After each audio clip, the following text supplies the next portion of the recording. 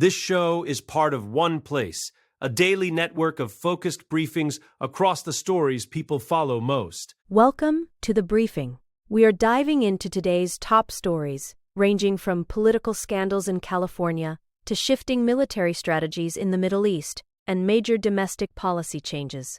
Eric Swalwell faces calls to exit the governor's race. Manhattan prosecutors launch an investigation into Swalwell's alleged conduct. Disillusioned voters are scouring the newly released Epstein files. Trump unveils plans for a massive arch in D.C. The U.S. military begins clearing mines in the Hormuz. Viktor Orban faces a tough re-election battle in Hungary. Trump navigates a fragile ceasefire and internal party division. Millions lose food assistance as new benefit cuts hit. Starting with the California race. Democratic Representative Eric Swalwell is currently fighting for his political life as he denies serious allegations of sexual assault. A woman who previously worked for him has come forward with claims of two separate incidents, one in 2019 and another in 2024. Swalwell has been a prominent figure in the race to succeed Governor Gavin Newsom. But the fallout from these reports was almost instantaneous. Major supporters, including Senator Adam Schiff and several powerful labor unions, have already withdrawn their endorsements. Even former Speaker Nancy Pelosi has suggested that these investigations should be handled outside the context of a gubernatorial campaign, signaling a significant loss of institutional support for his bid. The timing is particularly devastating because mail-in ballots are set to be sent to California voters next month. Swalwell released a video stating the allegations are flatly false and that he intends to fight them with everything he has. However, the details reported by the San Francisco Chronicle are quite specific, involving text messages and corroborating accounts from people the woman spoke to at the time. She mentioned that in both instances, she was too intoxicated to provide consent. While Governor Newsom has avoided picking a favorite in the race to replace him, he did release a statement calling the allegations deeply troubling and emphasizing that they must be taken seriously as more information comes to light. Now to the legal investigation. The situation for Congressman Swalwell has escalated beyond the political arena and into a formal criminal inquiry. The Manhattan District Attorney's Office confirmed on Saturday that it has launched an investigation into the allegations, specifically focusing on an incident that reportedly took place in New York. Prosecutors from the Special Victims Division are urging anyone with knowledge of these events to come forward, promising a trauma-informed and survivor-centered approach.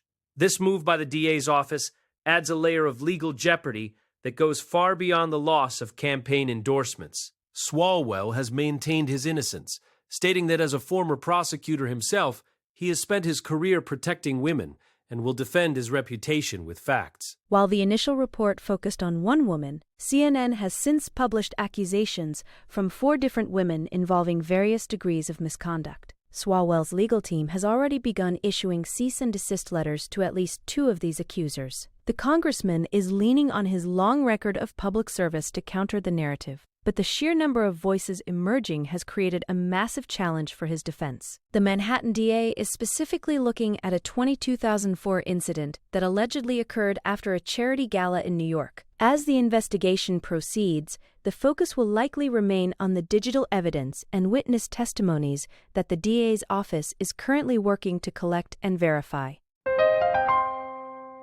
Next, the Epstein files. In Georgia, a 19-year-old student named Caden McBride represents a growing segment of the electorate that is becoming disillusioned with the current political establishment over the handling of the Jeffrey Epstein files. Despite the news cycle moving on to international conflicts, McBride spends hours every day combing through flight logs, transcripts, and videos released by the Department of Justice. He was once a staunch supporter of the MAGA movement, believing it would finally expose deep-seated corruption. However, the perceived lack of accountability and the slow pace of document releases have left him feeling disheartened. He specifically pointed to the recent removal of Pam Bondi as a sign that many supporters felt she wasn't doing enough to prosecute the high-profile individuals mentioned in those files. This internal friction within the Republican base is notable because it highlights a divide between the party leadership and its most dedicated online activists. While President Trump has praised Bondi's performance, Many of his followers see her departure as a necessary step toward real justice. The story gained even more traction this week when First Lady Melania Trump unexpectedly called for a congressional hearing for Epstein's victims. For voters like McBride, the issue isn't just about conspiracy theories. It's about a fundamental desire for transparency that they feel has been ignored. He worries that the momentum for these investigations will eventually be buried by other headlines, like immigration or the upcoming midterms, leaving the most powerful figures in the files untouched by the law. Moving to Washington monuments. President Trump has officially unveiled the architectural renderings for a massive triumphal arch he intends to build on the National Mall. The structure is designed to stand 250 feet tall, a height chosen to commemorate the upcoming 250th birthday of the United States.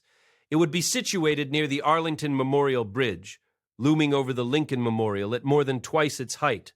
The design features two golden eagles and a figure reminiscent of the Statue of Liberty, with the phrases, "One nation under God" and "Liberty and justice for all" inscribed on its sides. While the White House describes it as a tribute to American heroes and veterans, the project has already sparked significant controversy and legal challenges. The aesthetic of the arch is heavily inspired by the Arc de Triomphe in Paris, though it would be nearly 100 feet taller than its French counterpart. Critics have been quick to point out the scale and placement of the monument, arguing it disrupts the historic landscape of the capital. There is also a political dimension to the backlash. When asked last year who the monument was intended to honor, Trump famously replied, "Me." This has led to a lawsuit from a group of Vietnam War veterans who are seeking to block the construction. Despite the pushback, the Commission on Fine Arts has released the plans produced by Harrison Design, signaling that the administration is moving forward with the project as a centerpiece of the national anniversary celebrations. Turning to the Middle East. The U.S. military has officially begun the process of clearing sea mines from the Strait of Hormuz, a critical waterway for global energy supplies. Two warships, the USS Frank Peterson and the USS Michael Murphy, have already transited the strait as part of this mission. Admiral Brad Cooper, the head of Central Command, stated that the goal is to establish a new safe passage for the maritime industry to ensure the free flow of commerce. This follows a period of intense tension where Iranian millaying activities effectively closed the strait, causing a significant spike in global gasoline prices. President Trump claimed on social media that the U.S. has already destroyed Iran's millaying fleet, asserting that 28 of their boats are now at the bottom of the sea. This military operation is happening simultaneously with diplomatic efforts, as representatives from the U.S. and Iran have begun talks in Pakistan. The goal of these discussions is to stabilize a fragile ceasefire and prevent further escalation in a conflict that has already crippled Iran's naval and air capabilities. While the U.S. does not rely on the Strait of Hormuz for the majority of its own oil, the disruption to global markets has had a direct impact on American consumers at the pump. By clearing the mines and securing the waterway, the military hopes to restore confidence in international shipping. The success of this mission is vital for the global economy, as the strait remains the most important choke point for oil transit in the world. Now to European politics. In Hungary, Prime Minister Viktor Orbán is facing what many analysts describe as the toughest election of his 16-year rule. Orbán has long been a controversial figure, known for his autocratic style, including his crackdowns on the judiciary, independent media, and universities.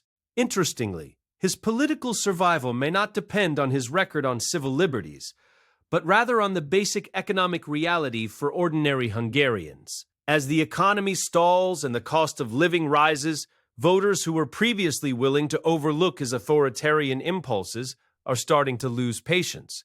This mirrors the political climate in the United States, where affordability has become a primary driver of voter behavior. Orbán has attempted to shift the focus by attacking external figures like Ukrainian President Zelensky, aligning himself closely with Vladimir Putin.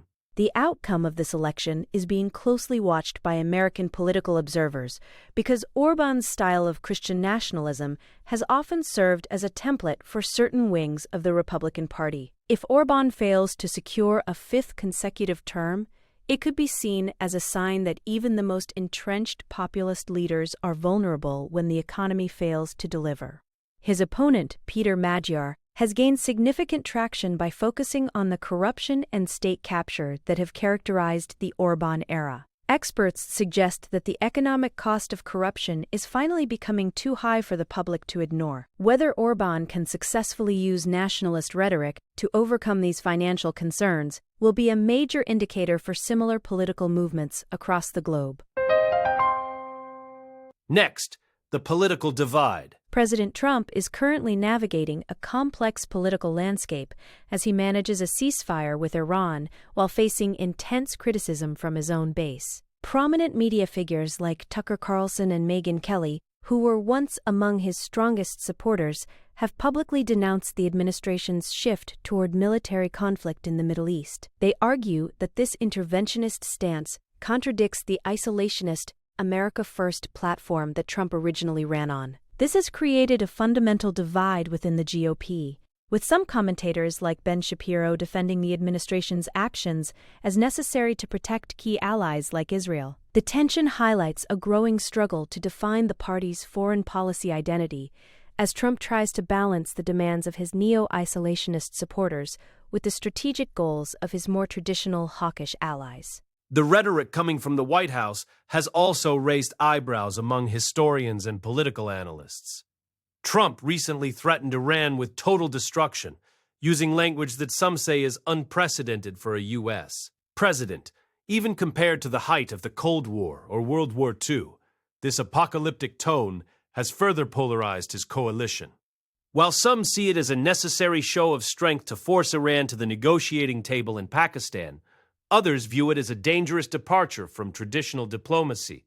As the ceasefire remains fragile, the internal pressure on Trump to end the war is mounting from both sides. He is essentially trying to satisfy two very different groups, those who want a complete withdrawal from foreign entanglements and those who believe in using overwhelming force to secure American interests.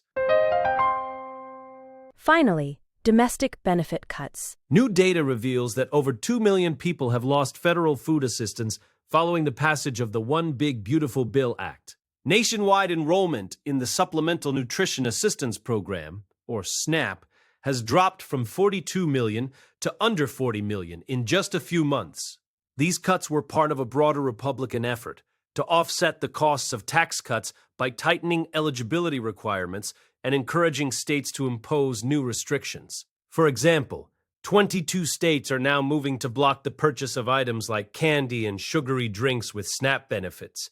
Additionally, the new law requires states to pay for a portion of the benefits if they make too many erroneous payments, a change that is prompting many local governments to be much more restrictive with their enrollment processes. The impact of these changes has been most dramatic in Arizona, where the number of people receiving food assistance has plummeted by nearly half since the law took effect. State officials attribute this to their efforts to comply with the new federal regulations. While proponents of the bill argue that it reverses temporary expansions and encourages work, critics point out that the timing is difficult for many families facing persistent inflation. This pullback in social spending is becoming a central issue in special elections and is expected to play a major role in the upcoming midterms. As family budgets are stretched thinner, the political consequences of these benefit cuts are likely to intensify, especially in states where the enrollment drops have been the most severe and sudden. That covers our briefing for today. Join us again tomorrow for another deep dive into the stories shaping our world. Don't forget to follow the show for your daily update.